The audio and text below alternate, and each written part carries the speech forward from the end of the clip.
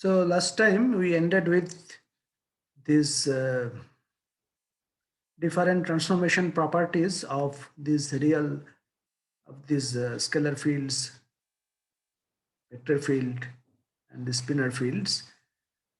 We concisely showed them in this last two slides how this field transforms under parity, under charge conjugation, under Lorentz transformation.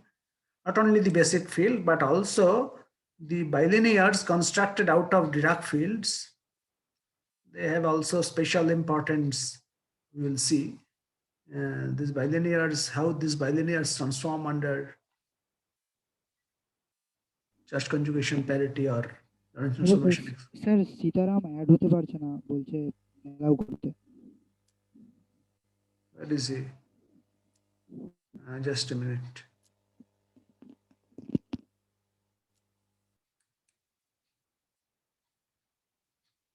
কোথায় বলো তো? Oh.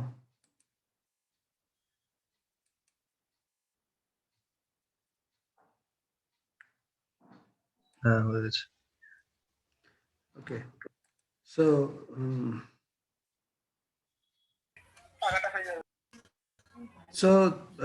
so this was the last two slides of my previous class. So today, so after we have done this, now let us focus on how we can construct the interactions Lagrangians. So you will see details about what do you mean by these interaction Lagrangians. So we are talking about free Lagrangians, but anyway, so the first, so you can so take this as an exercise. I will not do this in this class. So suppose you have different kinds of fields at your exposure, a real scalar field, a complex scalar field, Maxwell field or vector field, different kinds of Dirac fields, psi1, psi2. Psi1, psi2 means two different Dirac fields with different masses, maybe. So out of them, you have to try to construct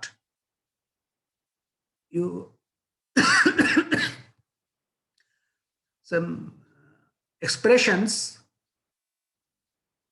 out of these fields which are symmetric under C and P separately. You can also construct expressions out of these quantities which are neither symmetric under C nor symmetric under P, but symmetric under CP. To construct this, you have to look at these tables, because these tables gives you how each of them transforms under P or C, even the bilinears. Okay. So you take elements from this and construct an expression which is invariant under both C and P, which is neither invariant under C and P separately, but invariant under CP, or which may be neither invariant under C nor under P nor under CP. Note that when you want to construct such an interaction Lagrangian, another property of the interaction Lagrangian is that the Lagrangian is always symmetric under Lorentz transformation, or it should be a Lorentz scalar. So you have to construct out of these objects a scalar quantities. This quantity themselves are scalar, but these are not scalars. These are vectors. These have different Lorentz transformations. But if I ask you, I give you a problem that you write down an expression which involves one complex scalar field, one mu, such that the interaction Lagrangian, this expression is Lorentz invariant. So we have to construct out of these and these two a Lagrangian, an expression which is invariant under Lorentz transformation. Now on top of that, I tell you, make that term such that it is symmetric under C and P. So you have to take such combinations of these two based on these discussions, such that these combinations follows these desired conditions. Okay, so this, what is your requirement, that will be set by you. I will come to that. So I want you to write an expression for, just a minute, an expression for this, an expression out of these objects, so such that that expression is Lorentz invariant as well as it is symmetric under C and P. That is the first case. Then construct a different expression which is symmetric under CP, but not separately under CP.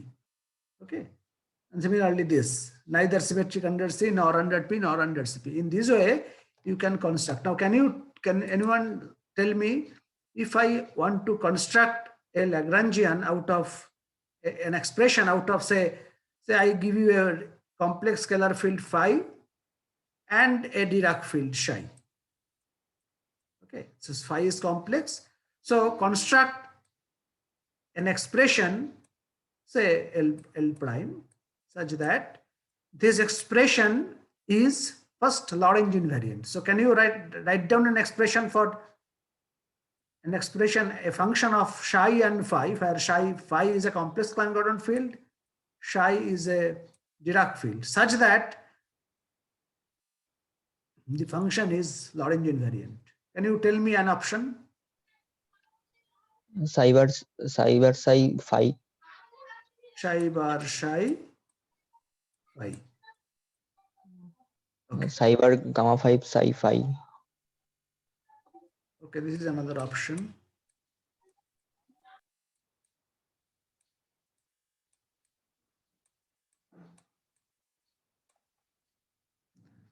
Now, any other options?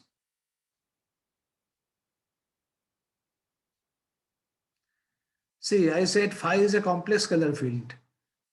So this term, I want this to be a real, because this term will be Lagrangian. I will interpret. We have phi star phi. And phi star phi.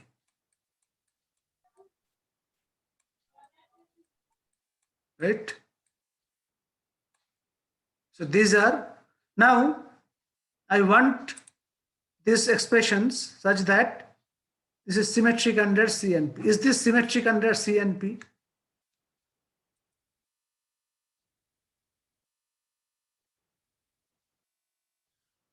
So tell me, forget about this expression. So tell me this part, this form of this function, how this transforms under C or P and P separately. Are they remain invariant separately under C or P? What we have to test? You know how psi bar psi transforms. How it transforms under, this is psi bar psi. Okay, so 1 and 2 are same, I wrote it. How psi bar psi transforms under C? It remains 1, 2 changes. So if 1, 2 are same, then psi bar psi remains psi bar psi. And under P also, psi bar psi will remain psi bar psi. Okay, so this is, so psi bar psi will remain invariant under, so this part will remain invariant under C. Now, is this part invariant under C? Because this phi star phi, how phi star transforms? So this way you have to test everything. So phi is a complex, so it transforms like under C, it goes eta into phi star. So phi star phi will remain phi star phi, because phi will become eta phi star. Phi star will become eta star phi, and eta is a phase, so eta star is 1. So phi star will remain invariant. Is it clear? This expression tells you that. Therefore, you can check, see that this object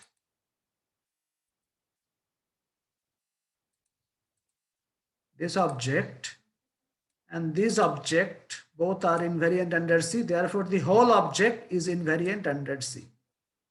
Now we have to check whether this object is invariant under P also.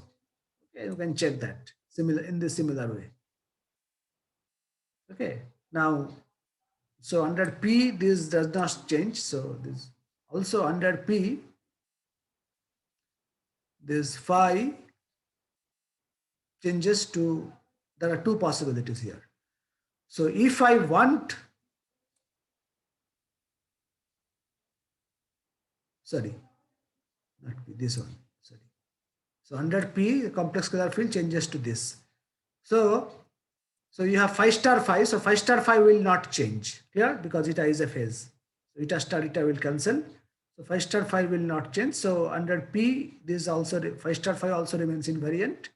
Therefore, this term also remains same under P. This also same under P. Okay, so both the terms are symmetric under P. So therefore, this is a term which is symmetric under C and P separately. If they are symmetric under C and P separately, obviously they should be symmetric under C and P together. That is obvious. But okay, now I want you to write a term which is not symmetric under, out of this phi and psi, which is symmetric under C, which is neither symmetric under C nor under P, but symmetric under CP as a whole. So can you construct this? So I leave you this as an exercise. Okay, so I will elaborate this exercise at the end of this today's class. Let me proceed forward. But in this way, we have to do this to construct terms, expressions from these basic fields, which satisfies the basic property that Lagrangian, that the expression should be Lorentz invariant, as well as, depending on our requirement, we will be able to construct these forms which satisfies criteria like whether it should be symmetric under P or C, etc. Okay, so this we can construct out of this. So given the conditions, we should be able to construct these conditions. Okay. Okay, so let us discuss these basics of what do you understand by this interaction Lagrangian in detail. Because so far we are talking about free Lagrangians. Free Lagrangians are the form of the free Lagrangians we just wrote down from the basic principles of quantum mechanics and relativity. Okay, we don't need any experimental input to write those expressions, just these principles of relativity and quantum mechanics. That principles will enable us to write the basic forms of this Lagrangian, free Lagrangians. Okay. Now, let me discuss this thing here, that these elementary particles or fundamental particles, or may not be fundamental, whatever baryons and mesons, they are experimentally observed particles, and so far we were representing them by relativistic fields. And these particles are particles, they are localized entities in space and time, whereas fields are certain numbers associated to every space-time point. In other words, this number. In the space-time continuum, for every point in space-time, there is a number. Okay, so there is a distribution, number distribution, or a configuration of numbers or a set of numbers distributed over this space-time continuum. So that is mathematical description of the field. So at every space-time point, there is a number. Okay, that number is the field. How that number is related to the experimentally observed particles. Okay, so we realize this by this simple model, that we say this idea of free particles, and it is an idea, free particle is an idea, it is not, you can't observe a free particle directly without interacting with it. I told this many times. So the idea is a free particle is there, and we observe, what we observe is basically the interactions of these free particles. Okay, so free particles are not observable, What is observable is free particle. When they interact, that is observable. Okay. Now, we were discussing fields here, free fields. Free fields means these numbers. So how they are associated with these elementary particles, this concept of particles which are localized objects. So that I said, I mean, that is this subject matter of this quantum field theory. And so with free fields, we will later associate free particle, which are basically the free field is described by this free Lagrangian that we said, Dirac Lagrangian, Klein-Gordon Lagrangian, Maxwell Lagrangian, all free Lagrangians. Their dynamics describe these free fields, but they are just numbers at every point in space-time. Okay. Now, when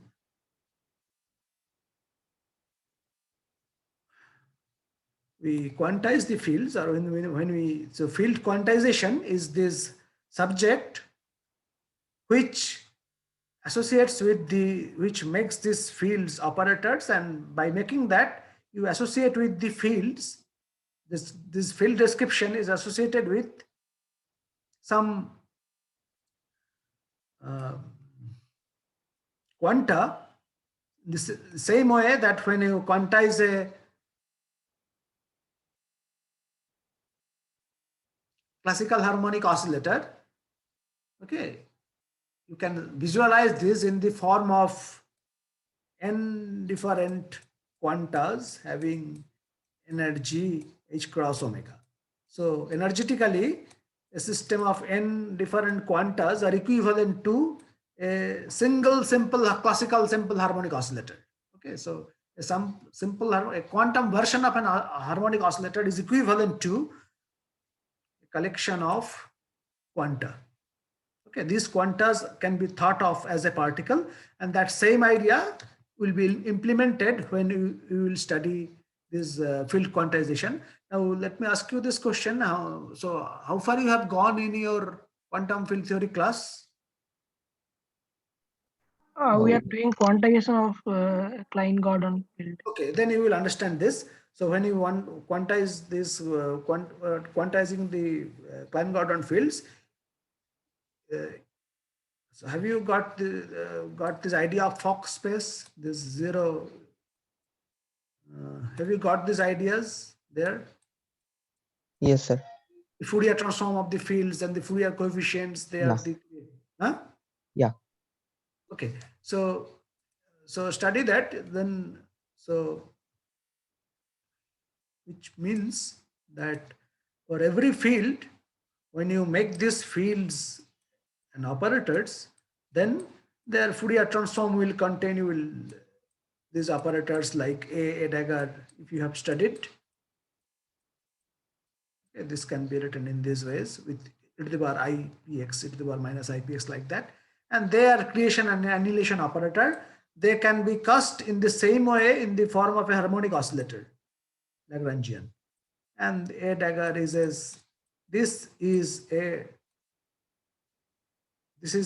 you can see this state is an eigenstate of the Hamiltonian with eigenvalue E exactly equal to EP, which is root over p square plus m square. You will see this if you have not already seen this. So I will not discuss this theory here, but the thing is that this state then has the same eigenvalue, has an eigenvalue like this. That means this state can be thought as a single particle of momentum p and mass m. So that's how this idea of quanta or particle is associated with the fields. But that we get after you quantize these fields. Okay, so you make these fields, you give the status of operators to these fields. So these fields will be treated as operators. Okay. So I will not discuss this for our class. So what I am going to discuss here is that this technique of field quantization will generate the idea of quanta of free fields, which will be equivalent to free particles. Okay. So now you have a once you learn some bit of quantization of fields, then you will see that these particles are described by quantum fields. Free particles are described by free fields whose Lagrangian is this. And when this is a quantum field, this Lagrangian itself is an operator because it is a function of fields. Okay. But for the time being, let's think this as a free Lagrangian.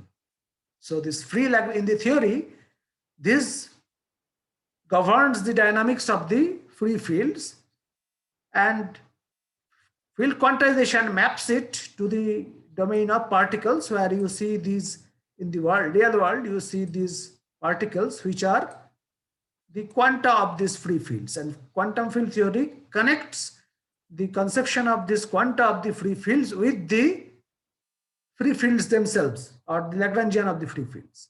Okay, so yeah, so this is the relationship between, so whatever the particle aspect of the quanta is carried in this Lagrangian, and when you quantize this Lagrangian. Okay, so this I say by this. So free fields, or now we say free quantum fields, quantum field theory makes it, connects it to the quanta of free fields, which are basically the free particles. Okay. Now, so to deal with the theory of the free particles, so in theory, the central entity which I have to be concerned with is the free Lagrangian. Okay.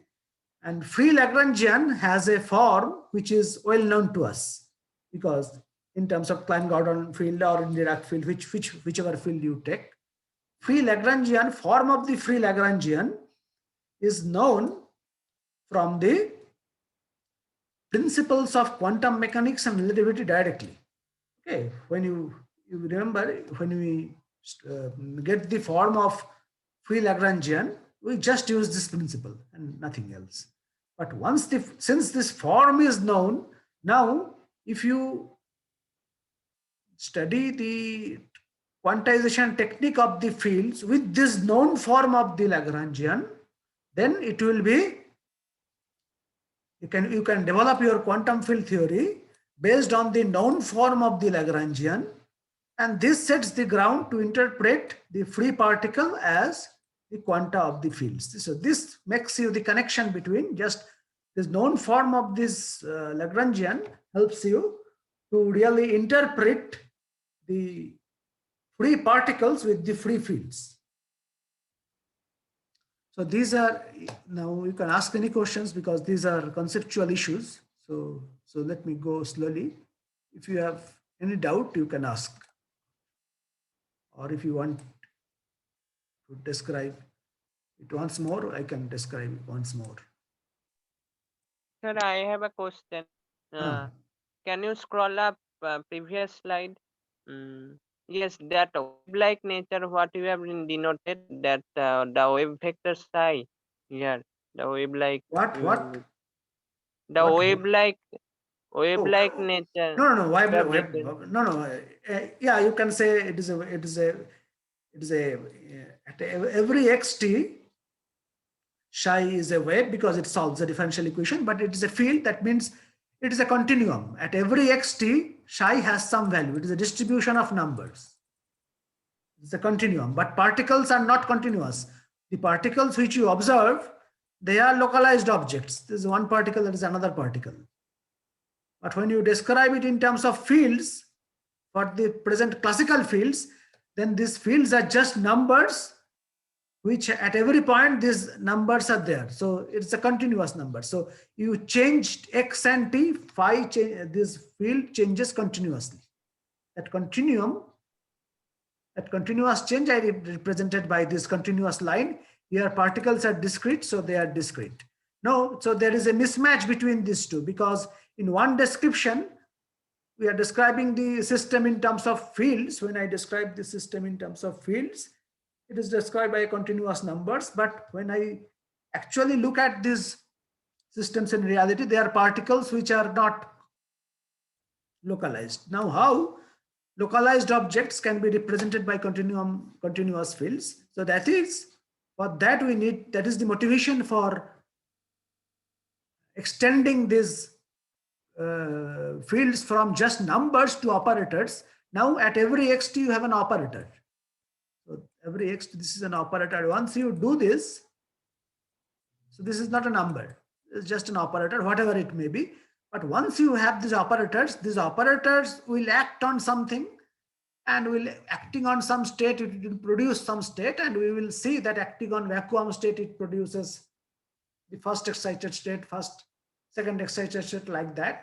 So in the same way we do for harmonic oscillators quantization. And these excited states can be interpreted as the quanta of the fields which are in the same footing as the localized objects like particles. This you will study in quantum field theory. So this theory I am not going to discuss here. I just said this connection because what we will ultimately get. So free fields, quantum version of the free fields leads you to interpret the quanta of the free fields as free particles. Okay, so now free fields are described by this Lagrangian L free, and they are somehow, this field quantization connects this free Lagrangian to the description of particles. Okay. So Okay, sir. any other queries? Sir বলছি যে আমরা যখন একটু নিচে নামান, মানে ওই পরের স্লাইড, হ্যাঁ আরেকটু, হ্যাঁ এখানে যে আপনি লিখেছেন যে আমরা এই শুধু স্পেশাল রিলেটিভিটি আর কোয়ান্টাম মেকানিক্স দিয়ে আমরা ফ্রি ল্যাগ্রাঞ্জিয়ানটাকে তৈরি করতে পারছি, কিন্তু ধরো মানে তখন তো আমরা একটা কোয়ান্টাম মেকানিক্যাল ইকুয়েশন যেটা আমরা লিখেছিলাম, ক্লাইন গর্ডন ইকুয়েশন বা সেগুলো তো জেনারেল ইকুয়েশন, হ্যাঁ মানে সেটাই তো প্রিন্সিপালস অফ কোয়ান্টাম মেকানিক্স। হ্যাঁ সেগুলো principal of quantum mechanics, Dirac equation, ওগুলো সব ফ্রি পার্টিকেলের জন্য আমরা লিখেছিলাম ইকুয়েশনটা। তার মধ্যে কোনো পোটেনশিয়াল টার্ম ছিল না, কিন্তু আমরা যদি ওই কোয়ান্টাম মেকানিক্যাল ইকুয়েশনের মধ্যেই যদি পোটেনশিয়াল টার্ম ঢোকাতাম, তাহলে কি আমরা এই ইন্টারঅ্যাকশন ল্যাগ্রাঞ্জিয়ান পেতাম না? হ্যাঁ পেতে, কিন্তু পোটেনশিয়াল টার্ম তুমি মন থেকে তুমি কি করে ঢোকাবে? পোটেনশিয়াল টার্ম তুমি জাস্ট থিওরি থেকে পাবে না। What I am saying is that free ল্যাগ্রাঞ্জিয়ানটা তুমি, সেটা আমি আসছি, পোটেনশিয়াল টার্মটা free Lagrangian you directly right from the principles of quantum mechanics, তার ফর্মটা তুমি ডাইরেক্টলি লিখতে পারো, কিন্তু পোটেনশিয়ালের ফর্ম কি হবে তার জন্য তোমাকে প্রবলেম স্পেসিফিক হতে হবে, কোনো একটা রিয়ালিটি গিয়ে দেখতে হবে পোটেনশিয়াল কি। যখন পোটেনশিয়াল মানে কি, পোটেনশিয়াল তো একটা প্রবলেম স্পেসিফিক, এই প্রবলেমের জন্য এই পোটেনশিয়াল, কিন্তু পোটেনশিয়ালের ফর্মটা তোমাকে লিখতে গেলে তোমাকে তার মানে ওই ইন্টারাকশনটা দেখতে হবে, একটা রিয়েল ইন্টারাকশন দেখতে হবে, তখনই পোটেনশিয়ালটা তুমি লিখতে পারো। ইন্টারাকশন না দেখে তুমি পোটেনশিয়াল লিখতে পারো না, কিন্তু ফ্রি টার্মকে লিখতে পারো। ফ্রি টার্ম লেখার জন্য কোনো ইন্টারাকশন দেখার দরকার নেই। ওকে বুঝেছি। ওকে, বুঝতে কি বলছি? সেই জন্য এই যে এই কথাটা লিখেছি, এই কথাটার মানে হচ্ছে তাই, মানে এটা লুজলি লেখা, যে principles of quantum mechanics and special relativity মানে I don't need any observational input to write down free Lagrangian part. কিন্তু ল্যাগ্রাঞ্জিয়ান যদি পোটেনশিয়াল লেখো, তখন তো তোমাকে পোটেনশিয়াল তুমি কখন লিখতে পারো? যখন তুমি পার্টিকুলার ইন্টারাকশনটা জানো। ইন্টারাকশন না জানে এটা 1/r নাকি 1/r², হোয়াট এভার কোয়ান্টাম মেকানিক্সে, তুমি যখন ইন্টারাকশনটা তোমাকে আগে জানতে হবে এক্সপেরিমেন্ট করে। Without experimental data you can't write the potential term, but without experimental data you can write the free term, and free term will never this free Lagrangian will never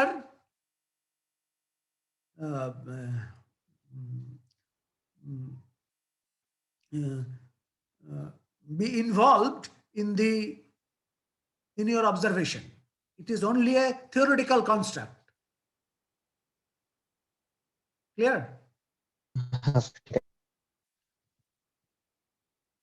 কারণ free পার্টিকেলকে আমরা কখনো দেখি না, আমরা যা দেখি সমস্ত ইন্টারাকশন পার্টিকেল, যেগুলোকে আমাকে ল্যাবরেটরিতে অবজার্ভ করতে হবে, কিন্তু ফ্রি পার্টটা আমি থিওরিটিক্যালি কনস্ট্রাক্ট করেছি, তার জন্য কোনো স্পেসিফিক অবজারভেশন দরকার নেই, তার জন্য খুব জেনারেল অবজারভেশন দরকার, যে কোয়ান্টাম মেকানিক্স, যে অবজারভেশনের উপর কোয়ান্টাম মেকানিক্সের প্রিন্সিপালগুলো দাঁড়িয়ে আছে সেটা, বা রিলেটিভিটির প্রিন্সিপালগুলো দাঁড়িয়ে আছে, যে ভেলোসিটি অফ লাইট সব জায়গায় সব অবজারভারের সঙ্গে সমান হতে হবে, এক্সেট্রা এক্সেট্রা, সেইগুলো আনসার্টেনিটি প্রিন্সিপাল, জেনারেল অবজারভেশন এগুলো। কিন্তু কোনো পার্টিকুলার ইন্টারাকশনকে আমাকে মেজার করতে হয়নি ফ্রি পার্ট লেখার জন্য। সো এই ফ্রি ল্যাগ্রাঞ্জিয়ান থেকে এর ফর্মগুলো তুমি যেহেতু আগে থেকে কোনো ইন্টারাকশন ছাড়াই লিখে দিতে পারো, এটাকে তুমি ইউজ করছো এই ইন্টারপ্রিটেশনটা করার জন্য। কি করে তুমি পার্টিকেল ইন্টারপ্রিটেশন করবে ফিল্ডের সঙ্গে, সেটা তোমার এই নলেজটুকু গোড়া থেকে আছে বলে তুমি সেটা করতে পারো। Since you have this knowledge of this form of this free Lagrangians, therefore that knowledge will allow you, or that knowledge will help you to develop this theory of, to apply or to develop this theory of field theory of quantum field theory, quantum theory of fields. এটা জানো বলেই তুমি এই quantum field theory দিয়ে এটার particle ইন্টারপ্রিটেশনটা করতে পারছো, because this form you will see in quantum field theory that this general form of this Lagrangian is equivalent to some form of harmonic oscillator Lagrangian. Now you can map the quantization of an harmonic oscillator with this. Okay, and it is like that. That is, you can do this because you know these forms, and your knowledge of this form is based on your basic idea of quantum mechanics and relativity, but not any knowing of any particular type of interactions. Okay. Now, let us look at this. Now, when we discuss about interactions of particles, so what do you understand by interactions of particles? Suppose A, B, C, D, this is A and B are coming. They are the initial state.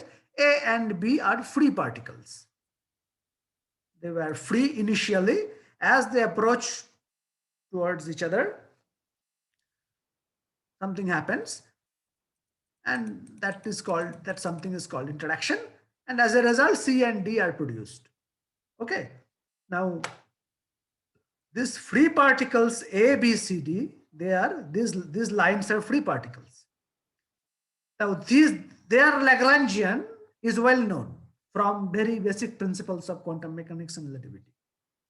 Now, what is not known from theory is what is happening inside in this interaction region. Yeah?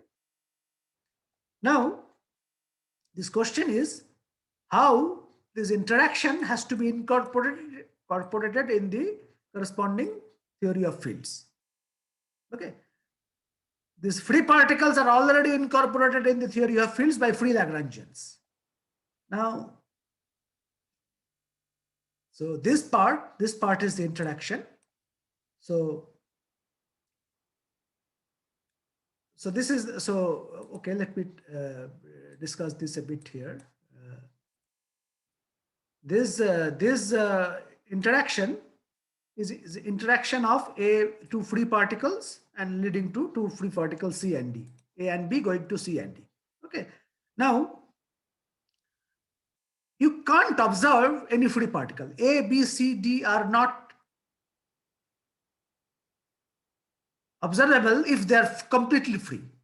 Whenever you observe a free particle, suppose, but you have to observe this particle C, then what you have to do? You have to so this is the interaction by which you observe C.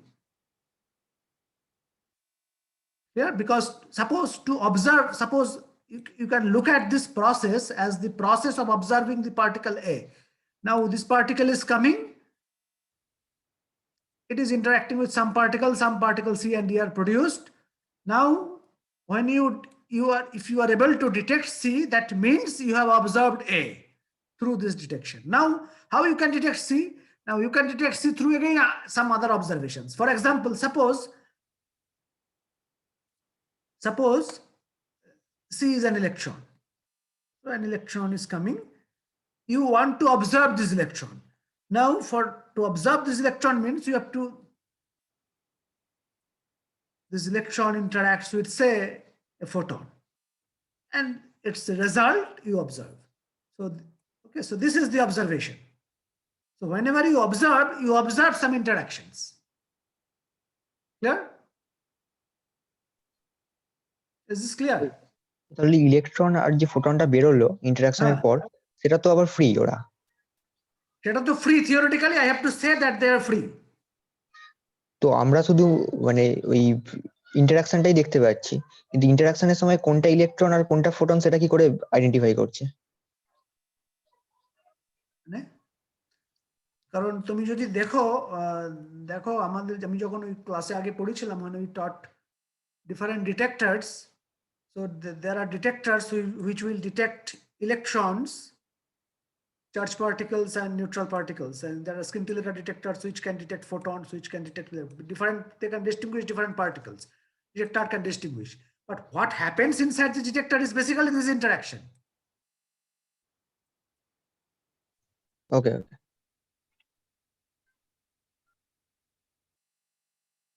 Okay, so I mean, suppose here a C particle, theoretically you say that C will go to infinity, this is a free particle, this becomes free. But in the laboratory, when you want to detect this particle C, again you have to interact with this, with something. And then observe its product, and with that product you have to interact, you have to observe C. And then you say that, okay, by this interaction I have observed C. Okay. Similarly, D will again produce some interactions in this way. But generally, what happens that this result of this interaction in the detector, either you see if you see the path of this particle in the detector, then at every point this particle has interacted, and then you see the path of this particle if it is charged. Okay, but if it is a scintillator detector, like it produces photoelectrons, and that photoelectron you detect by in the form of a current, then in some form of interaction you have seen. Ultimately, in the detector you see some paths or some current, which is a result of the interaction of C with this detector material. So that process itself is this some kind of this process again, right? So what I am saying is that this is the general description of an interaction, where you can see these are initial states, these are final states. Here everything happens. So, and you can say this is the direction of flow of time. That means this is past, this is present when you are observing, this is future. Long back, these were free, interaction is happening, and in long future, distant future, it will be again free. But these are hypothetical. You don't observe this, you only observe this. Clear? Because this free is only, freedom is only in your mind. You are never free here. Okay. So the idea of freedom of this particle is only an hypothetical idea, theoretical idea. Whose Lagrangian you know. But this is a reality. Reality means it happens in nature. You can observe it with your senses. Then, but free particle you can't observe with your senses. Then in this region, but the problem is that Lagrangian of this part you can't, is not directly known from theory in the same way as Lagrangians of free particles are known.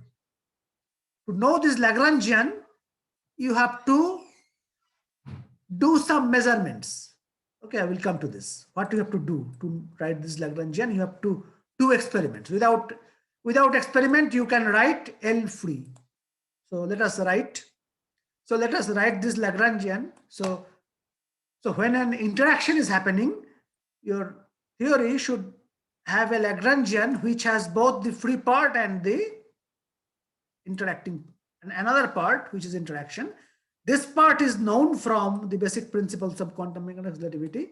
This part is not known.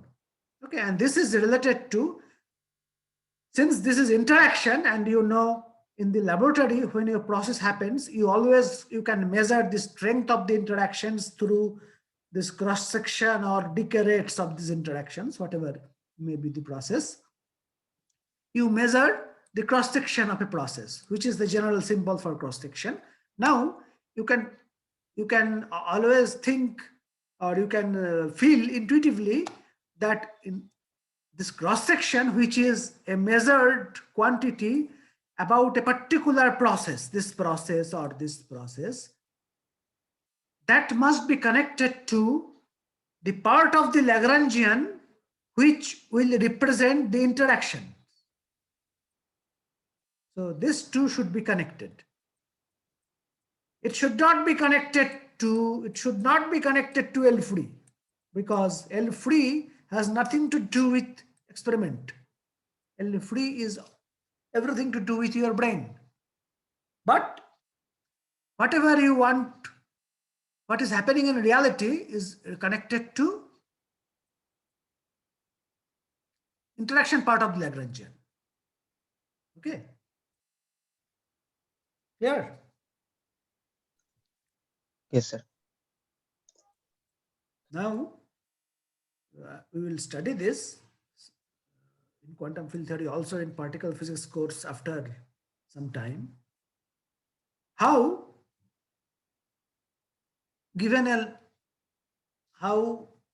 in using quantum field theory, how we can derive a cross section of a process from the interaction Lagrangian. So this connection between these two will be established in our course. And this is the, it's well-known and famous Feynman diagram or Feynman calculus technique. Okay. So let us discuss this in this way. So you have this process. In this process, so this is a physical process where A, B, C, D are free Lagrangians. They are free particles. So these lines, initial and final state, should be described by free particles. Your total system, this is your entire process is described by this scenario, A and B interacting. And this is a black box. This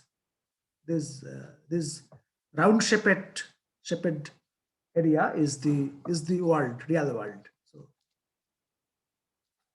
where everything happens, the phenomenal world, whatever you say. ABCD are free particles. Now, since this is the entire process, it is described by this Lagrangian. It is a free part, it is an interaction part. Free part consists of these lines and interacting part consists of this blob. Yeah.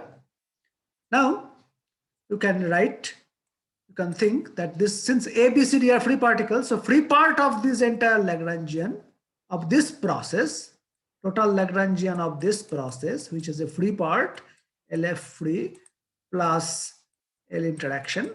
Now free part, you can think, since there are 4 free particles here, so their free Lagrangian should be a function of the free fields. Okay, there are 4.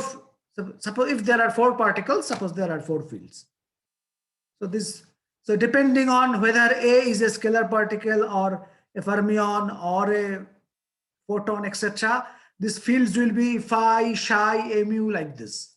And their free Lagrangian are just like free Dirac Lagrangian or free Klein-Gordon Lagrangian. But since they are free particles, their free Lagrangian is just sum of the free Lagrangian. So a free Lagrangian for this A field, free Lagrangian for the B field. B field means in quantum field theory, B is a particle, it is a quanta.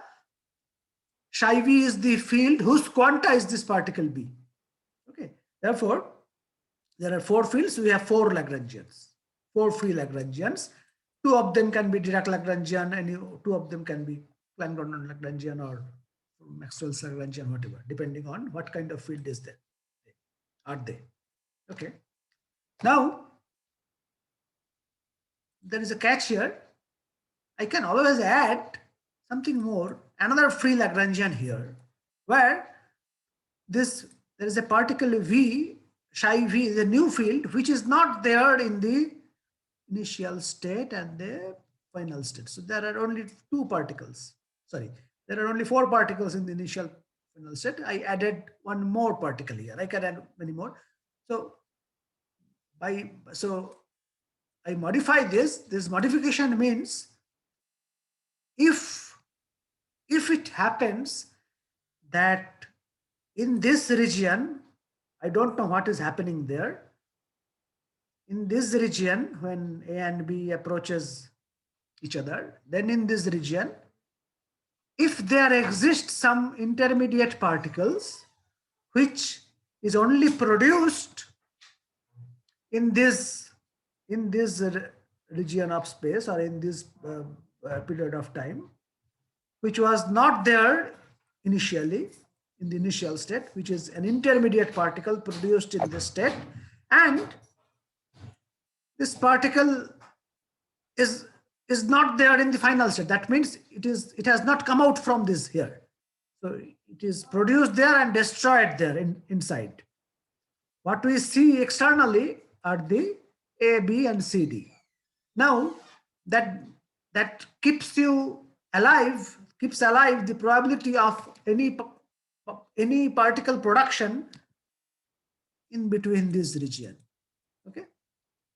Now, if there are some particles which are produced in this way, then the entire system Lagrangian should also contain free Lagrangian for this particle. And whatever, so I have to keep the provision for adding a free Lagrangian for a particle which is not there explicitly in the initial and final state, which is not there in the initial and final state, which may come inside in the intermediate stage. Okay. And particle production and particle destruction are always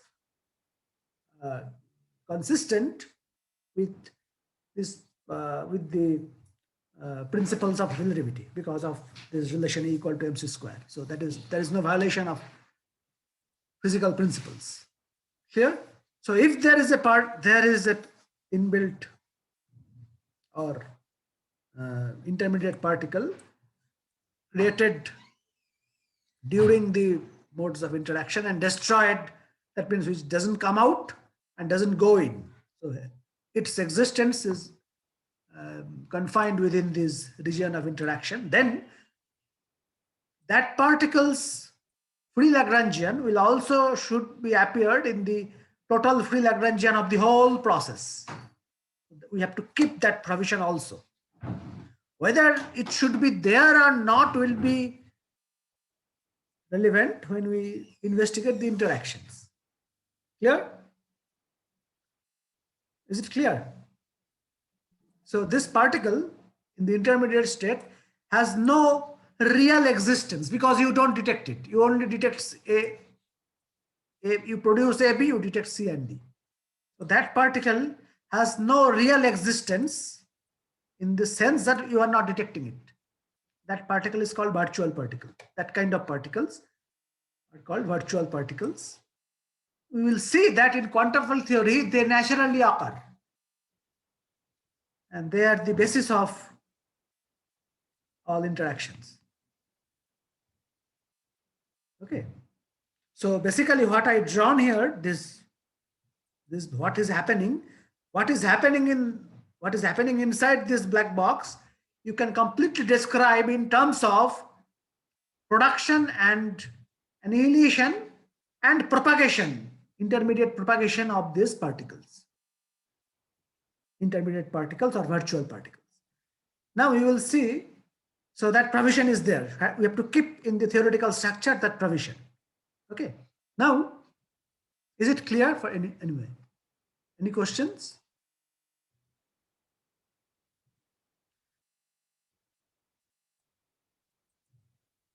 Hello. Sir, why are you assuming that there will be, only one? It can be any number of. Yes. Any number of particles. I am not assuming one. There can be any number of particles. I am not assuming. For this discussion, I can't assume that. There is no point of. There is no. There may be many. So at least one. So there may be. This is VI, keep it VI, and you can sum over VI. Actually, there are many. So I'm not assuming one. Okay. So our L interaction is actually an implicit function of L freeze. Is that so? No. No. Why was I saying this? I mean, if we remove all these extra free Lagrangian that we have written, this black box actually contains these fields, right? This black And, box contains the free part of the field. Now, in the interacting part, what happens in the interacting, then that is the main issue. Right now, I am discussing about the free fields, okay, only the free part of the Lagrangian. Now, how? Okay. So now, in this interacting part,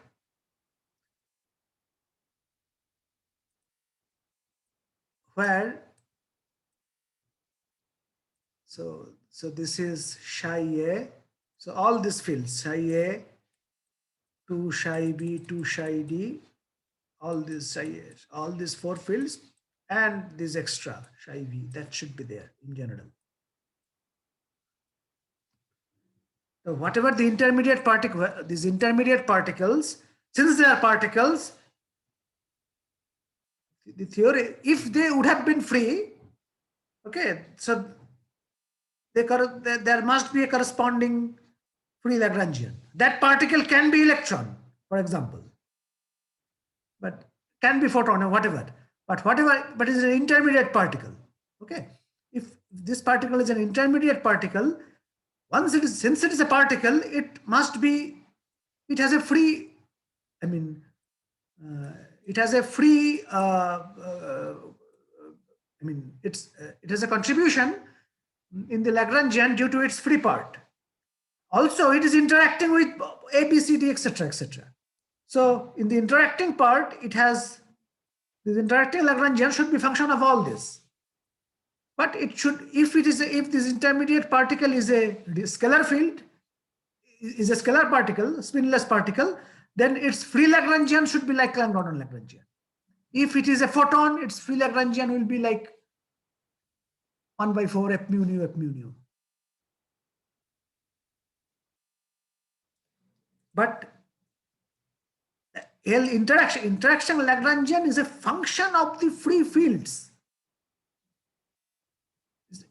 Free Lagrangian is also a function of the free fields, but free Lagrangian, the nature of the functional form of the free Lagrangians is known to us beforehand from the basic theory of relativity and quantum mechanics. But we can theoretically we can see from intuition that this interacting part of the Lagrangian must be a function of all these free fields, because they come together here, together with this any intermediate particle field psi, but the form is not known to us. We have to find out a scheme how we can know its form. If I know this form, then I know the theory of this interaction of the system. So is this always true that if we are interacting, the individual characteristics of the particle and the characteristic of the system are separable? No. Okay. That is no. Since we are writing L free as individually, that is the characteristic of the particle individually, right? And then we are also writing L interaction, which is the interaction between those particles, right? Yeah. So are these two separable? This is obviously no. This is not This is not generally. You have to say that this is an assumption, that the thing that you can write free and interacting parts separately, you at the first place you assume that you are writing this. This is your postulate of your theory. You can postulate without assuming. You can postulate without, a theory without writing just a minute. You can also write product of this, where these free and Lagrangian part are not additively separable. You can construct a completely different kind of theories with this. In that case, free Lagrangian has also a different form. I will see this, but This is called canonical field theory. The field theory we are studying are called canonical field theory, where this free part, where you have a belief that the interaction which you are observing, that can be conceivable as interactions between the free particles. You have conceived the idea of free particles. Now the free particles interacting, giving you the interaction. So the existence of a separate free Lagrangian in your theory, that is an assumption. There are other, this kind of theories are called canonical theories, like classical mechanics. When you write TL is equal to T plus V, right? Sorry, T minus V. So for free particle, you have a Lagrangian. Now interactions, you in free particle part, you don't observe. This is only based on your theory. When you, if you remember, okay, Shivam, you have not done my classical mechanics course, but I did derive the free Lagrangian of a particle, classical particle, then I just derived it from the principles of isotropy and homogeneity of space-time, just half mv square. Now, when you want to take the interactions, now you have to assert yourself how you want to take the interactions. We while studying these, while formulating these theories of canonical theories, we always say that interaction we will assume to incorporate like it is additive. It comes as an addition to the free Lagrangian. You have chosen to derive your theory, you have postulated your theory to be like that. And then with your postulate, whatever you calculate from your theory, see that it matches with experiment. Okay, if it matches with experiment, then you can say, okay, my postulate is, that is a good postulate. Now, there are situations where you have to construct, you have to abandon this kind of canonical theories.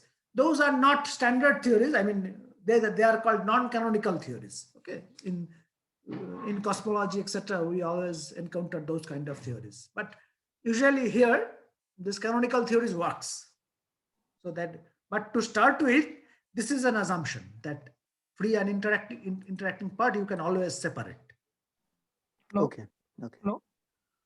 That No. means you set yourselves, you are have set your mind to see interactions as interaction between free terms, between free things. Suppose, yeah, this is a philosophical catch here. Like that, whenever you open your eyes, you see interactions. The interactions already happened, but you are thinking that as if two particles are coming, they were initially free, they are approaching towards each other and then interacting and producing this.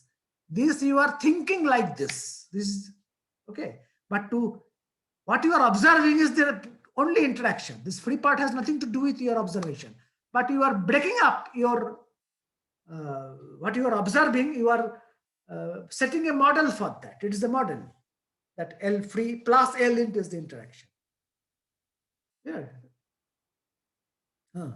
Any questions? Okay. Hello. Sir, I mean, can you please repeat the motivation to introduce that LD last L?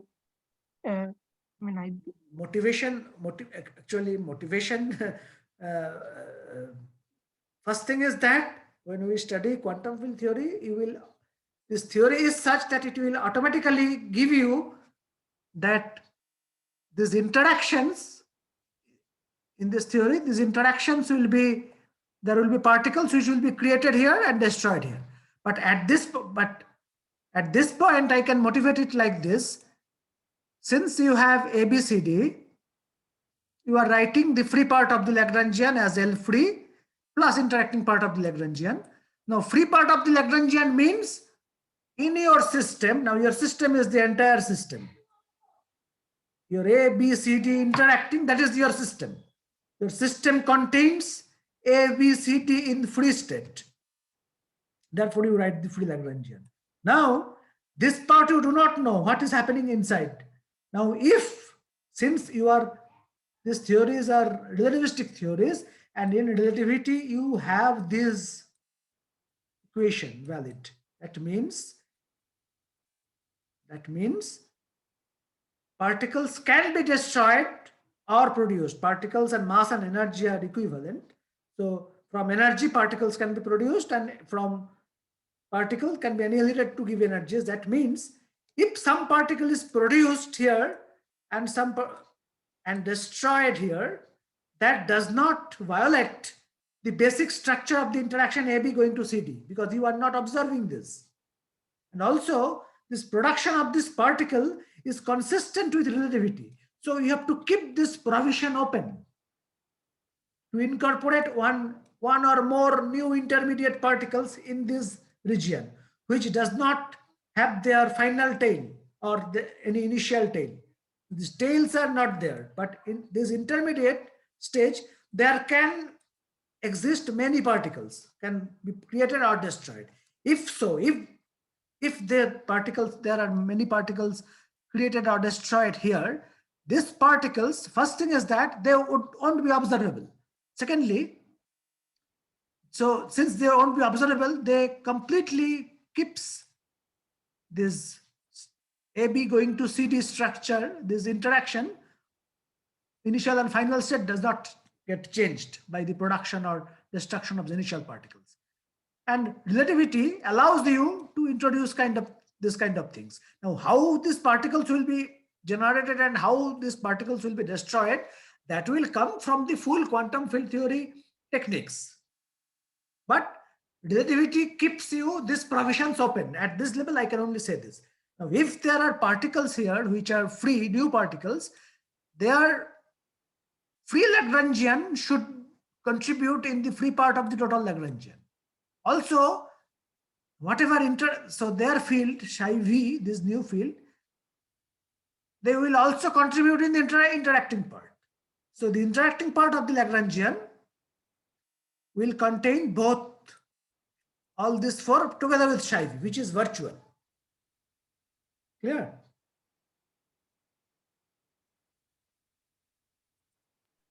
How many virtual particles will be created or will be annihilated? Okay, I will.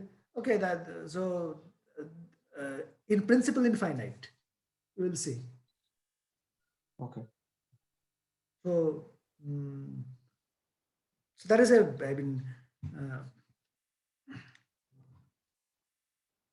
like this in this for a process.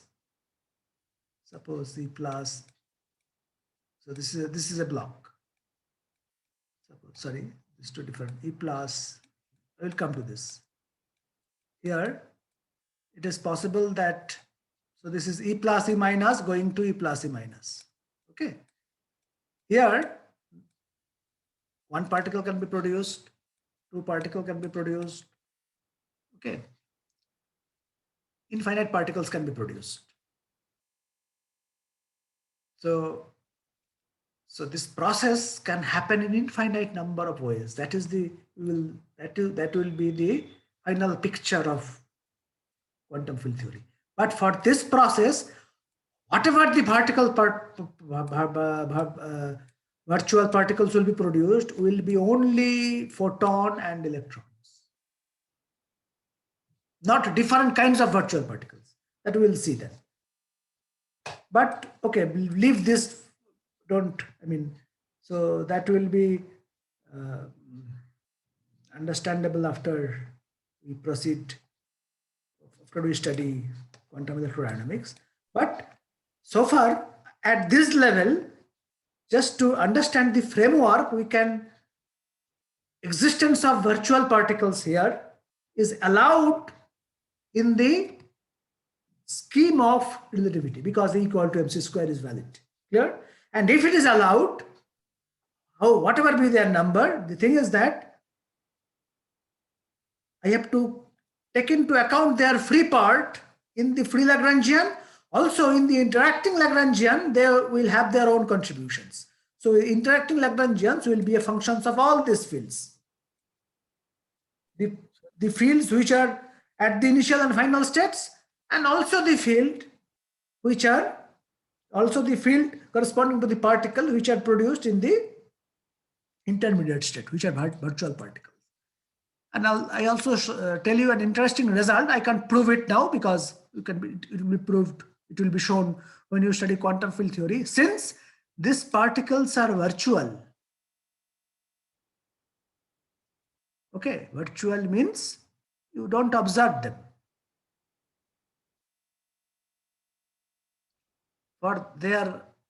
For them, you will see that this relation is not true.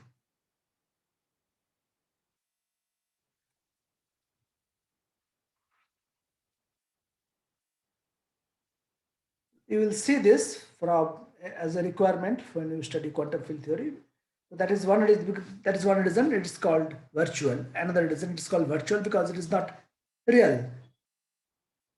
And it is called off shell. It is another name for this is off shell particle, because if you draw a sphere, in the four-dimensional E space, then if the radius of the sphere is m square, then the point lies on the shell of the spherical shell. If it is not m square, means it is not on this shell.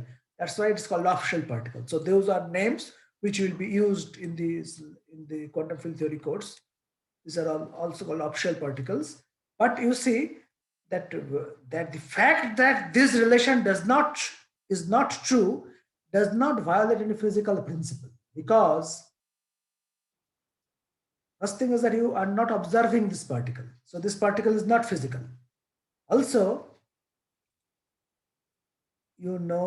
uncertainty relation, delta, the form of this uncertainty is like this. Delta E into delta T, say, like. So that means within a very short time, delta T, your energy uncertainty, you are allowed to have an energy uncertainty of delta E which satisfies this. That means this amount of energy violation in the energy conservation is allowed. And somehow this fact, here you can see that your energy is violated, because rest mass energy plus momentum energy is not total energy. But that amount of violation, we will see, can be directly related to this basic uncertainty principle, because the time for which they are created is very short. For example, if a reaction happens, like an electromagnetic interaction, the time scale of electromagnetic reaction is very small, 10 to the power minus 16 second. We have seen this. For strong interaction, it is 10 to the power minus 23 second. For electromagnetic interaction, it is 10 to the power minus 16 second. Okay. So if an electromagnetic interaction happens, that means this time gap, whatever is happening inside it is for 10 to the power minus 16 second. Within this delta T, you are allowed, if this delta T is so, you are allowed to have a delta E, which is h cut by delta T.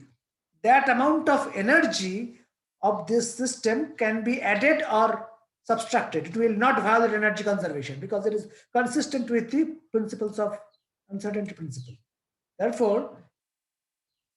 Therefore, you can accommodate this inequality inside this E variation.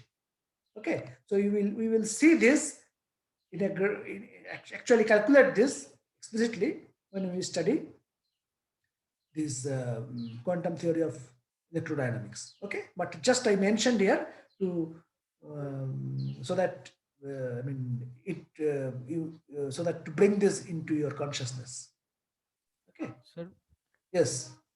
Can we consider the resonance particles as virtual particles? Can you consider the resonance particle? Yeah, sure. So, just a minute. I have to catch a phone call. Hello. পাঠালাম তো কালকে পাঠালাম তো 11টার সময়। দেখো পাঠাতে বলো। না আমি হ্যাঁ হ্যাঁ, তোমাকেও পাঠিয়েছি। আরে আরে strange.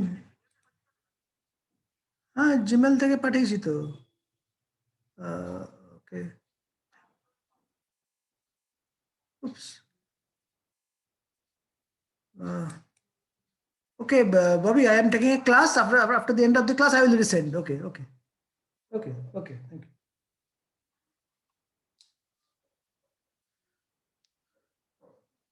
Hello. Okay, sorry.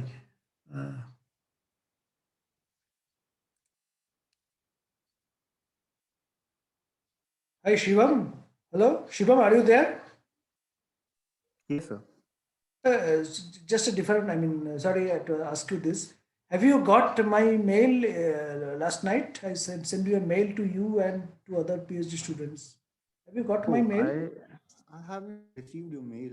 I will check it right now. Strange, because some problems on your course on research methodology. But somehow other students have not received it. I am ignoring it. Okay.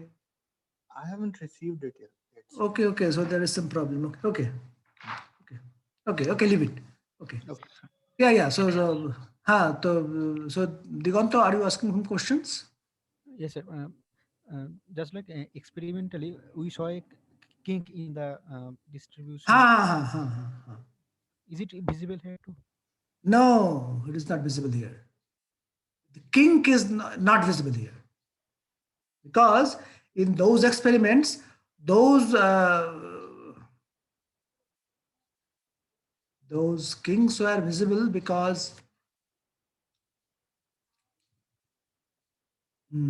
because of what? We'll see this because just a minute. Let me think.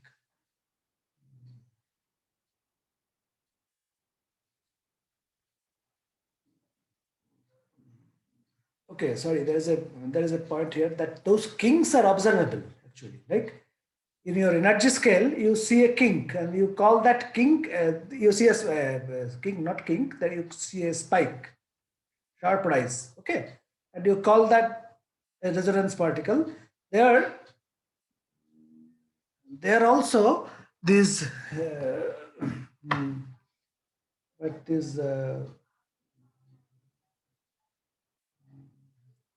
because here you can't observe because of its time scale, because the time scales of these fundamental interactions.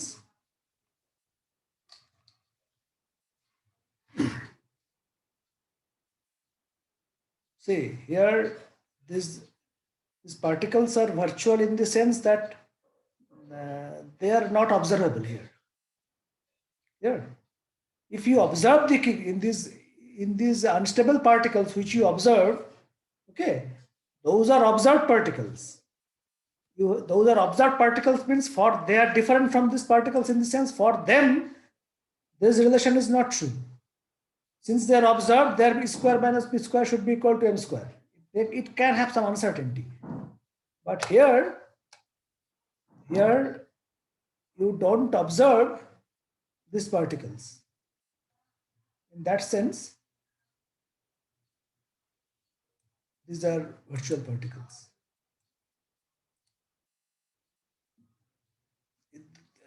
Those resonance particles are not in that sense virtual. They are real particles. They have very small lifetime. They are particles, states which have very small lifetimes, but the states have real existence. But here, intermediate particles, you can't say they have real existence because you can't detect them.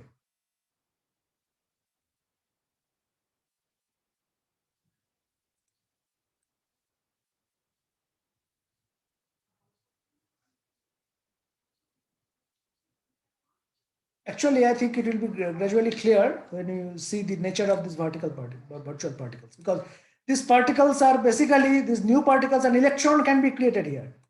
These virtual particles can be electron, a photon, etc. A W boson like this. Okay. So they have their independent existence otherwise, but in this interaction, whether they has created or destroyed, there is no experimental way to directly detect them. Only thing is that only thing in your hand is that only you can measure the cross section of this process, and then your theory is such that if those particles is not created, the calculation of cross section would not have matched with the theoretical result. We will see this slowly. But right now, relativity allows me to keep provisions for fundamental particles here. Okay, sir. Okay.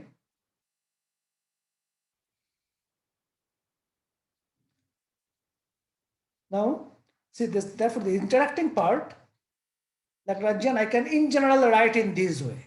So they should in general be function of these fields. Okay. Now these are these general fields. Now form of this function cannot be known just from the principles of quantum mechanics or relativity. The form of this element should be such that it should give predictions for cross section which will match with observation. Because this is an interaction, so you can, its form should be consistent with the all observed features of the interaction, and observed features of the interaction comes through the measurement, experimental measurement of cross section. Now there is this quantum field theory provides us, this is an introduction to what quantum field theory will do.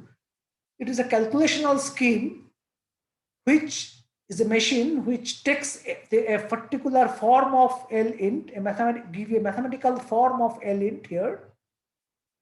Starting from a mathematical form of interaction Lagrangian, you will have a calculational scheme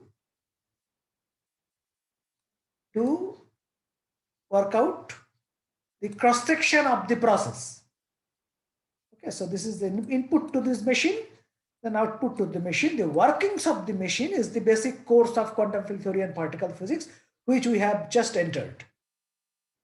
Okay, so this will be, so once you learn quantum theory of electrodynamics, so how to quantize, use quantum theory of fermion fields and electromagnetic field, then you will have a flavor of idea of this calculational scheme. Then from a given Lagrangian, we can calculate a cross section. But for today's discussion, when I am discussing the structure of the subject, the structure of the theory, we are getting acquainted to the different aspects of the theory, how this theory we have to view from above without going into details. So this is that. So you take a form of the interaction Lagrangian. Now you have a calculational scheme. You have to do at least. So actually, when I did my MSc from Calcutta University in sometime 1999, then during our days, in our exams, this was an exam problem. I have given a lint, a form of a lint. I have to calculate the cross section of that process, and that would, in a A4 sheet, it will, the calculation in this font of way of handwriting will take 25 to 30 pages. Yeah. So now, so these are analytical calculations which we have to study, but this is just purely from the basic principles of field theory you have studied so far, and the quantized version of field theory, nothing more. This is the quantum field theory calculations. Now you have different packages where you can just put the computer packages, just put the lint and you get the cross section. Okay, but you have to learn this basic theory. So this is the structure like this. So total L is just free Lagrangian plus interaction Lagrangian. This is linked to the basic, this form is well known, and this is linked to the basic understanding of the particle field interpretation. Particle field interpretation were first established on the basis of the knowledge of the form of the free Lagrangian. Once this interpretation is done, then this is linked to observation, and this observation link is done. This link is by this technology of calculation of cross section from interaction. Okay. So we will study this, how we will study this in quantum field theory course. Okay, maybe QFT1 plus QFT2, and also in some portion of particle physics course we'll talk about this. Now the thing is that, so we have to, so what is the so if there is a process, there is a physical process A, B going to C, D, knowing the process, what is happening in the process, understanding the process theoretically means knowing a form of the Lagrangian, which when put in this machine will give you the cross section which matches with the observation.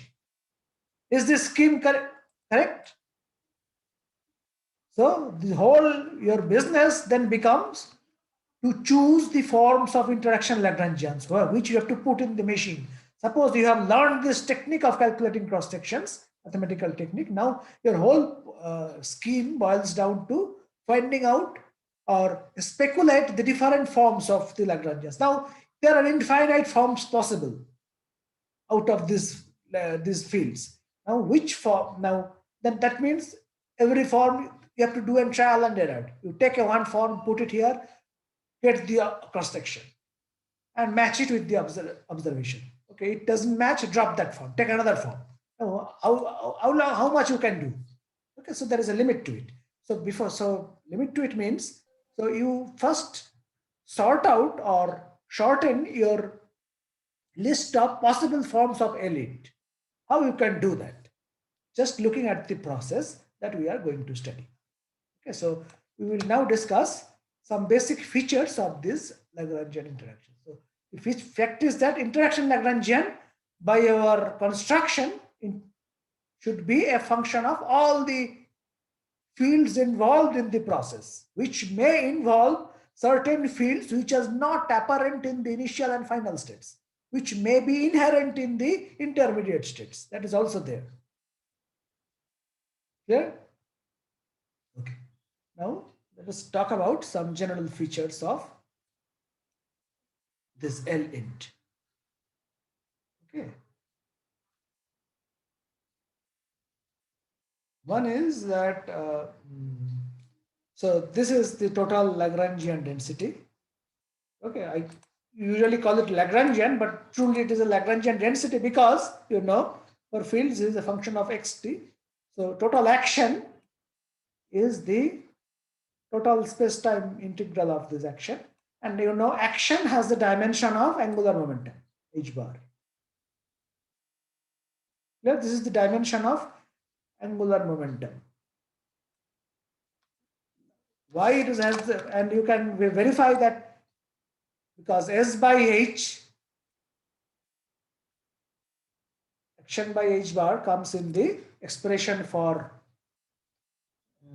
this weightage of, in this path integral formulation, what is the probability of for a state from one state to another state, to go from one state to another state, that is proportional to e to the power I of H thing.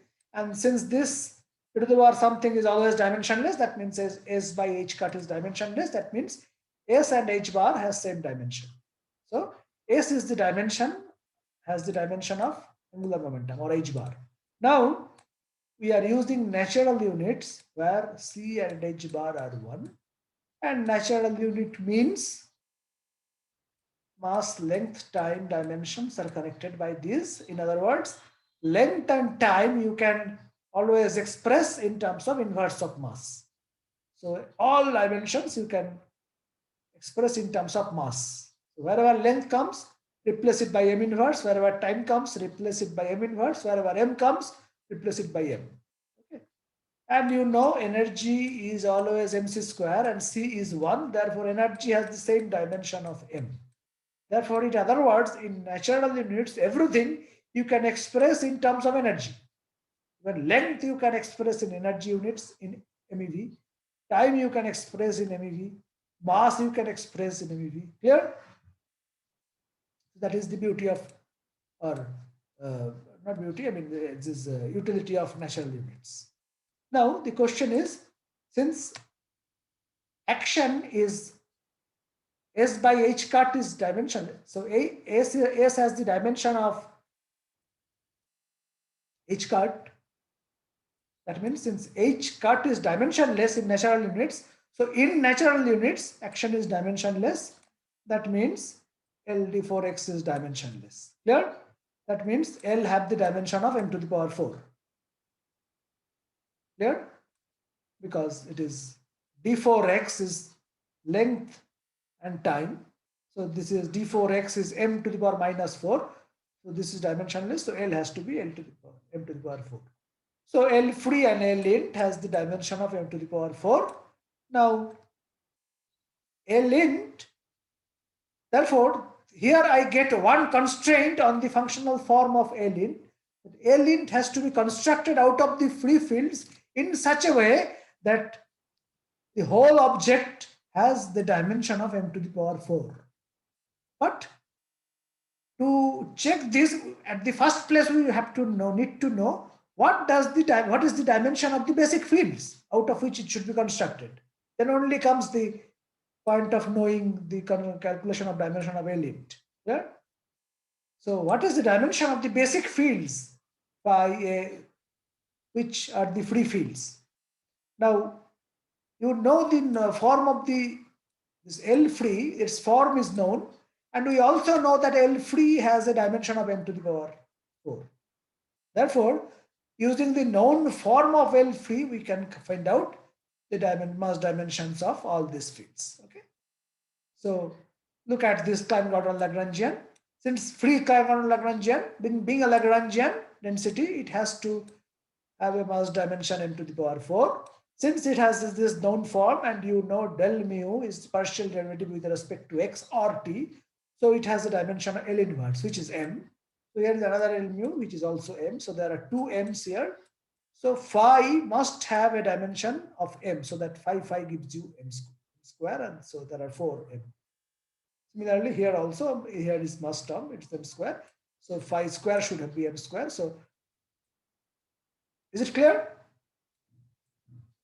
So Klein-Gordon field has a dimension of mass obviously in natural limits. Similarly, you can check Dirac field, which has this form of this Lagrangian. Now here, m has a dimension of mass. Now we use a constant number matrix. Del mu is 1 over del x, so it has a dimension of mass. So there is 1m. So these two should together make you a dimension of m to the power 3, because this whole object is m. This is m to the power 4. So product of these two is m to the power 3. And psi bar and psi have same dimensions because they are same objects. Okay. Therefore, psi has a dimension of m to the power 3 by 2. So Dirac field has this mass dimension. Similarly, you can check electromagnetic field. Free Lagrangian will always have m to the power 4, and this is product of two f's. So each of the f should be m square because it is m4, and f is this, and this part and this part are just m. So mu, to make it m square, should be m. So Maxwell field also, it has a mass dimension m. So Maxwell field and Klein-Gordon field have mass dimension m, whereas Dirac field has a mass dimension 3 by 2 in natural units. Clear? Any questions? You know this? Have you done this earlier? Yes, sir. Okay.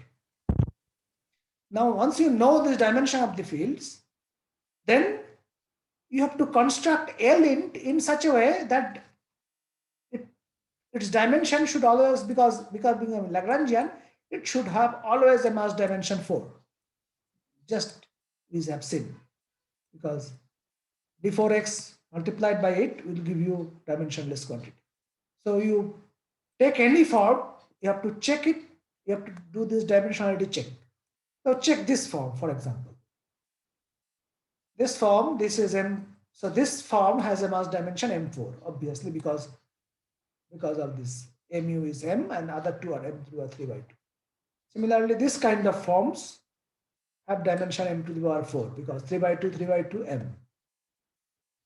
Now, this kind of forms where the phi is a real scalar field, say, so this is M cube and this is M square. So this 2 makes you M to the power 5. Now, if you want this term as some form of element, then you have to add, make it M to the power 4. So you have to add a constant here. You add a constant, you want to keep the same form of the same field configuration of this term. You have to add a constant which should carry a dimension inverse of M so that the whole dimension is M to the power 4. Okay.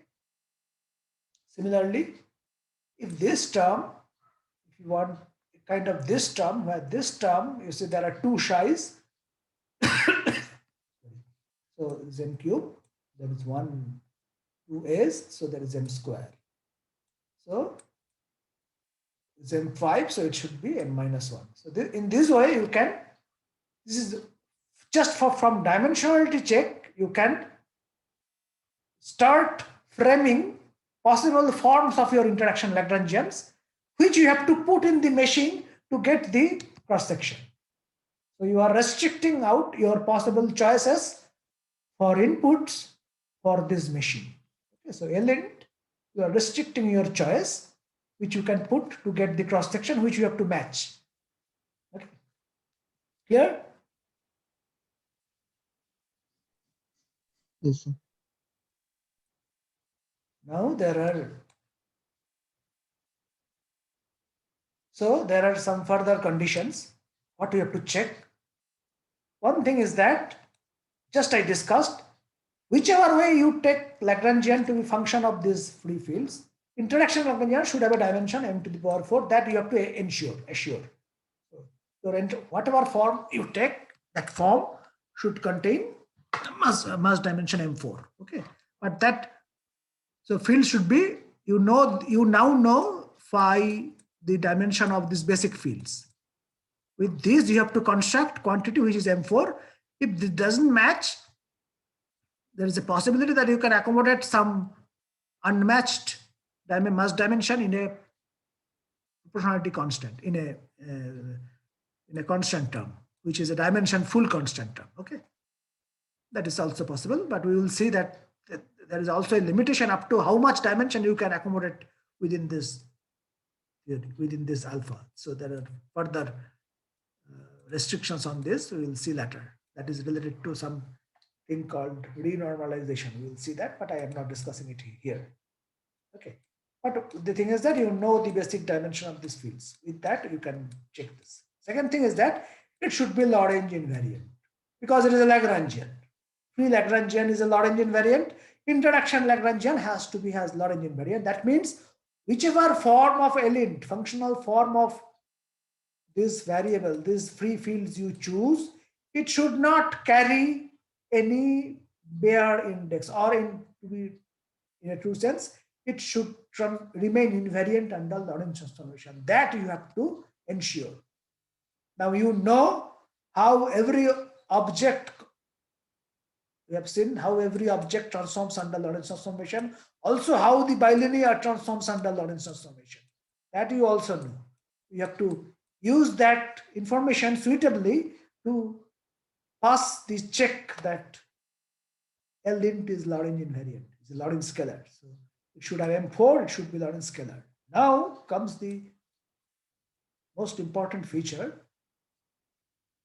Now, when you are writing some L int, you are writing L int for some particular process, for some particular interaction. Okay.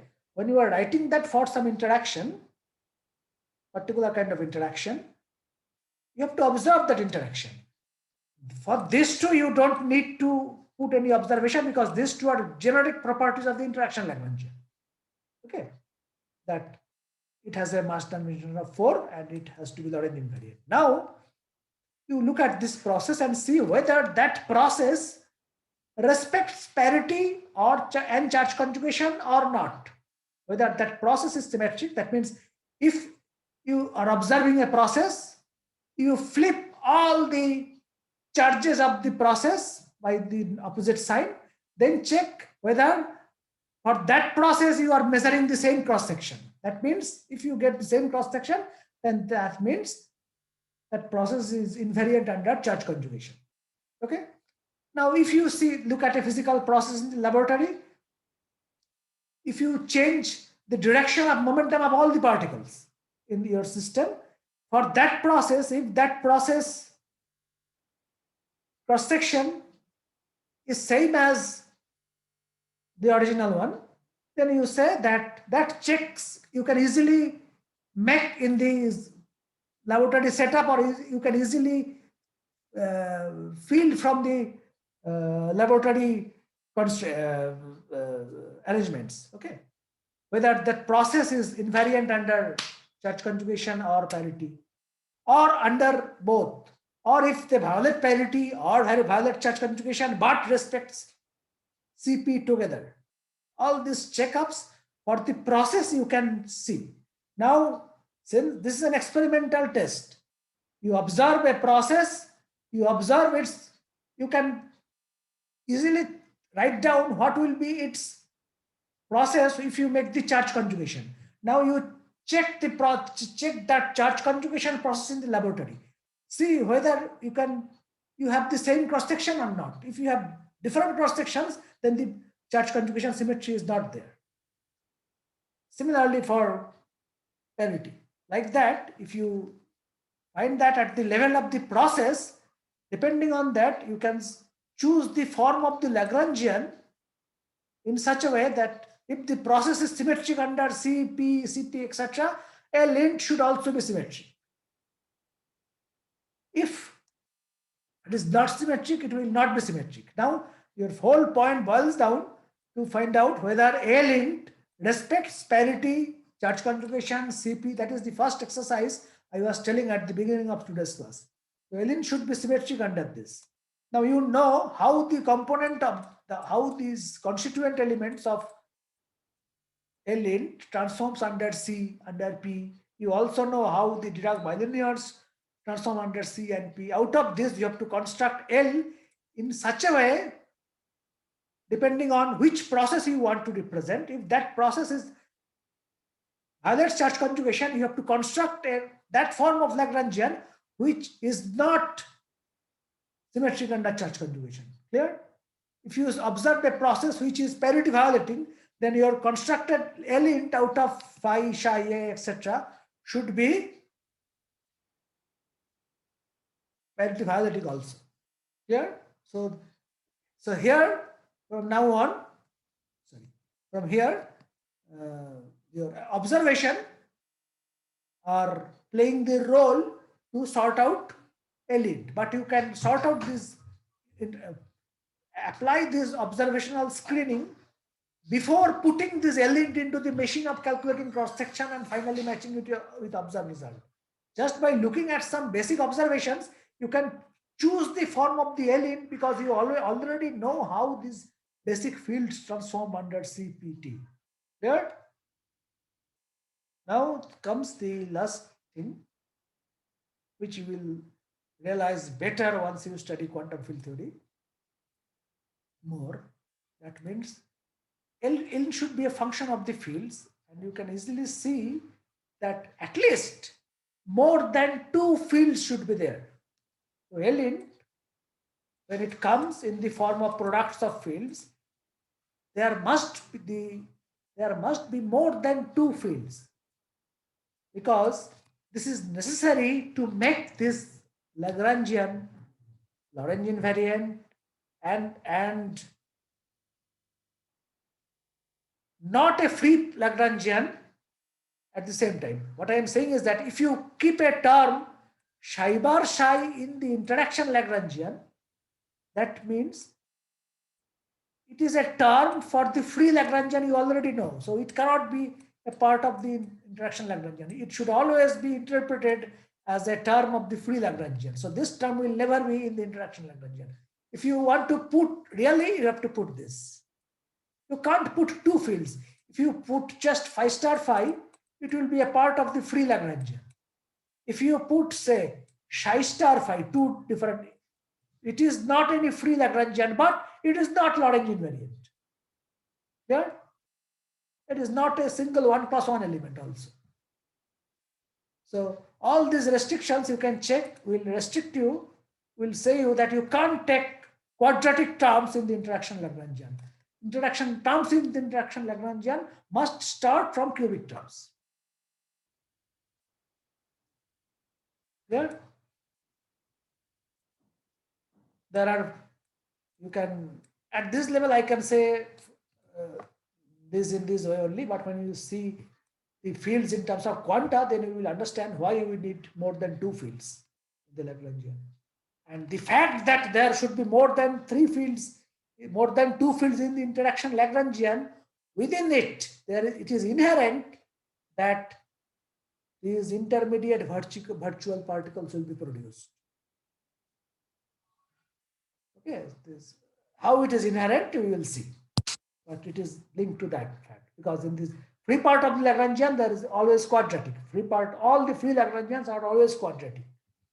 So there is only one particle flowing. Whenever there is, you take a third field together, like this, it is neither quadratic, then the appearance of the field in terms of interpretation of particles will always come as creation and annihilation of an extra particle. Okay, we will see that. Sir, the interaction term can contain this type of interaction like psi bar psi to the power cube or phi to the power cube, a phi cube, a square, let's say psi bar psi square or phi cube. You see, there is no harm in writing this, so long as because it satisfies, it is Lorentz invariant, it is Lorentz scalar, it respects parity, etc., charge conjugation for any process. But in nature, there are only three interactions: electromagnetic, strong, and weak. Okay. So naturally, there are only three forms of Lagrangians. Only three forms. We have to find out these forms. What is the form? Now, how we can find this form? So this is the way. So we have to use these 1, 2, 3, 4 to make the list of possible candidates of a lint. So this is one of the possible candidate of a lint. Okay. Once we know, once the considered form of a lint passes through these tests, then we have to put those elements which are satisfies all these four conditions. 1, 2, 3, 4 is this 1, 2, 3, 4. Sorry. Okay. Then those forms you have to put it here, and then using this technology, which is the Feynman method, you find out, you calculate the cross section. Remember, this is not a single number. You have to calculate the cross section at every energy, at every angle, and every angle at every energy, the calculated cross section should be matched with the observation. Yeah? So this is not a joke or not a coincidence. If it can match, then you say this is the real theory. So accurate theory it is. Okay. Anyway, so we have to check whether the output, that is the calculated prediction of sigma cross section, matches with the observation. Now the form of a lint for which it will be this matching will be there, we say that we have ultimately discovered the form of a lint. Now all types of interactions we will finally see that there are three basic differences between the three kinds of interactions, and which will lead to only three different forms of interaction forms of the Lagrangian. Okay, so but this is one way of this is how these things are discovered. People put different forms of Lagrangian Here, calculate it using field theory and match it with experiment and see then for that combination for what it matched, that will give you the correct form of interaction. So this is a kind of trial and error approach to find, okay, experimental approach. There is another beautiful theoretical approach which we will study in this course, which is called principle of local gauge invariance. It's a beautiful approach. Theoretically, just we don't have to do anything. Just we assume a principle and we see that that gives you the correct form of element. That means in nature somehow the correct form of L interaction Lagrangian is associated with this principle of local gauge invariance. What is that? We will discuss in after 2 or 3 classes. Okay. Now let me tell you something. This is my last slide, today's slide. So suppose here I write you 4 interactions. So A, B, C, D. So all these interactions, timing is flowing in these directions. From left to right. Okay. Left to right means these are initial states, these are final states. Now, the thing is that it seems that all these 4 interactions are different. One is electron photon scattering, A. B is electron positron annihilation, C is electron scattering, D is positron scattering. All these processes are explicitly different process. You remember my previous very early classes, these 2 processes are related by crossing symmetry. That means changing one particle to the other side, making it its antiparticle. But so these 2 processes are, this set is AB and CD are related by crossing symmetry, but A, B, C, D are all this are these 2 are not related by crossing symmetry. Anyway, now, so what we will see at the end of quantum field theory course, that is the outcome. We will see that this is the, I want a Lagrangian which represents a process, this process A. We'll see that this process A, what is A involved with? Electrons and gamma. Okay? And so there is a free Lagrangian for electron, free Lagrangian for gamma. So this is direct Lagrangian, this is Klein-Quantum Lagrangian, plus there is an interaction Lagrangian, and it has come that this form of this interaction Lagrangian fits with the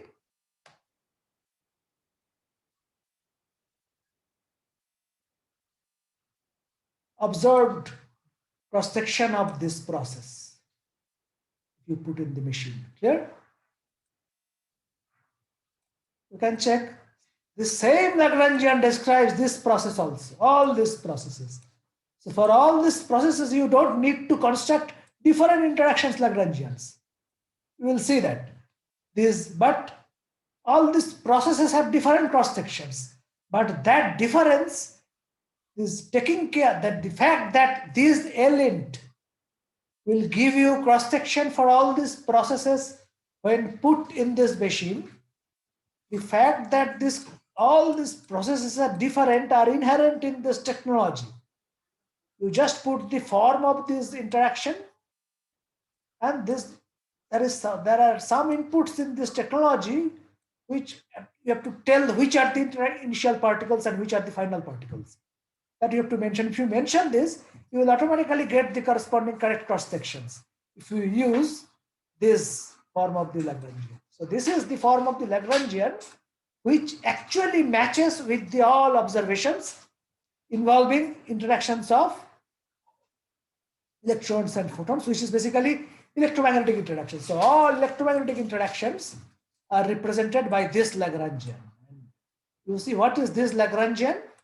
This Lagrangian is the interaction form of the Lagrangian, and this Lagrangian has a dimension. You can check this Lagrangian. This is this Lagrangian. You can check this part, and into this part. This part is a vector. And the Lorentz transformation is a vector.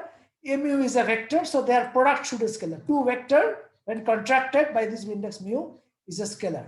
So it is Lorentz invariant. So it is a scalar. It satisfies this. You can check that this is invariant under The observation says that all electromagnetic processes are invariant under charge conjugation as well as under parity. And you can check from these transformations that this combination also satisfies that. Yeah. So this is the form of the interaction Lagrangian, which describes all electromagnetic processes. Experimentally, we find it by choosing different forms of L, putting it here in this machine, calculating it here, and matching it with experiment. Okay, so this is the experimentalist or phenomenological way of finding this. Okay, we will find out a more elegant mathematical and theoretical way from a principle. Okay, just like you can derive all the laws of classical mechanics experimentally, just as Newton derived. He did real experiments to find out first law of first law of mechanics, second law of mechanics, third law of mechanics, etc. Also, everything you can start just from a principle of least action. Everything will follow. There's a really elegant principle which somehow is the principle by which nature become manifest.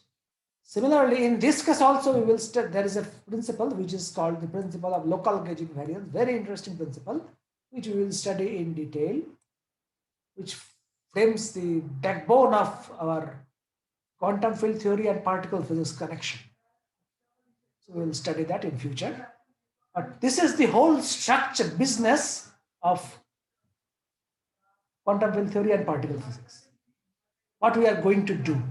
So actually it takes a lot of time to realize what we are going to do in field theory, because it is a so much involved process. When you are stuck in when you are entered into the subject, even to learn the charge conjugation of a simple field is so much calculations that you get, after some time you feel bored or lost if you are not. So every point of time you have to be completely aware or be conscious. So what you are going to do. So you get some idea how theory and experiment is connected. So what is the subject matter of quantum field theory and particle physics? Okay, so this subject matter of this machine is the quantum field theory course itself, this technology. Okay, so to learn this technology, you need to know. Have you studied Wick's theorem in your class? No. Okay, so you have only studied quantization of Plan-Gordon field. Have you studied Ongoing, actually. Ongoing. Okay, so you have just at the not even at the door, just at the you have seen the door. Correlation function গুলো calculate করতে আর কি ওইটা just ঢুকি। But do that course, but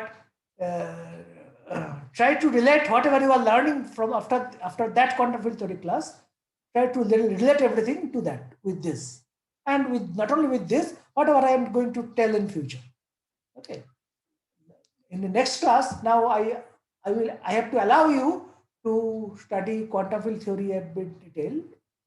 In the meantime, to study this course, I need some prerequisites, which is the theory of groups, group theory, applied in the particle physics case. Okay, so group theory will also be applied to understand the structure of baryons and mesons, which I after dug up that structure. That structure will also have their connection with the group structure. All this I will show now. So from next class onwards, I will slowly go into this subject, but with the help of groups. So gradually I will only discuss those parts of the group which will be relevant for discussing this. Not a mathematical method course on group theory. Only group theory which will be relevant for understanding this kind of this quantum field theory and particle physics, which are basically unitary groups or special unitary groups. Yeah. So let me stop here today. So you can ask me if you have any query. So do you know when is your exam, final exam? I sent you I have sent you this January. January 15 to 20 এরকম কিছু একটা আছে, বা 20 to 30 এরকম something. Okay, so we will go up to some point in December. Then the rest part again will be covered in particle physics 2 course and etc. There are many things to be covered. Special paper দেওয়া হবে article 2টা। Now everything is special actually. Oh, Special, I mean, special paper. Let us see. There will be a special paper. Now, if there are no takers, then we can group some particle physics will be taught in the quantum field theory 2 course also. It depends. Let's see whether we will break it into 2 courses or because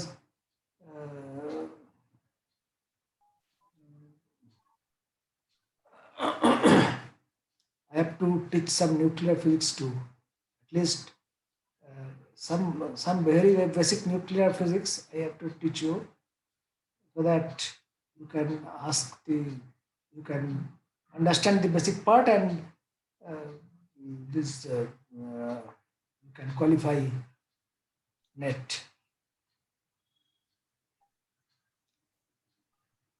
Let's see. I don't know when that can happen. But when 4 or 5 lectures is online classes are going on, I can do that easily. any news of university opening?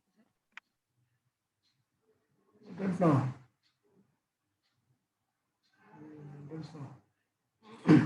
When is how all of you appeared for net? No, No. No, yes, I appeared. No, actually, yes, I appeared. Okay.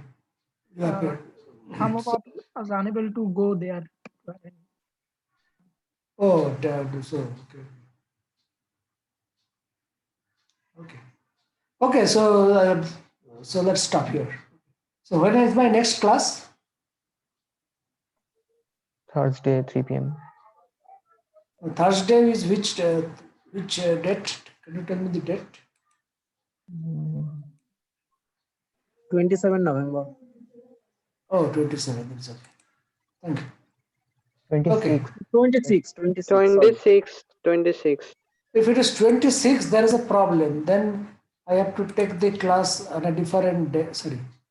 I have to take the class on a different day because on the 26th, the university's convocation is there. I have to go to the university. First, your seniors will get degree, PhD students will get degree. So then the online program will also be there. You can also be present, but have to go to the university. In that case, I will. So let's take that On class weekend, perhaps. on weekend. Yeah, weekend is better because Saturday is better. Actually, Saturday in afternoon session we have a statistical mechanics class. Oh, Shomik sir started? Yes, Yes. sir. Oh, when? Saturday from 4 to 6. No. The previous Saturday was the first Oh, class. okay. Sure.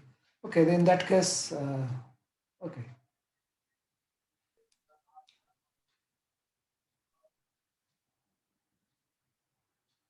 All right.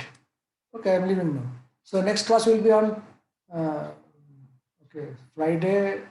Can you Saturday morning, if huh? You can take you Saturday can take Saturday morning. morning 11 a.m. something. Oh, Saturday morning is off. Oh, okay. All right. Saturday morning, 11 a.m. Okay, thank you.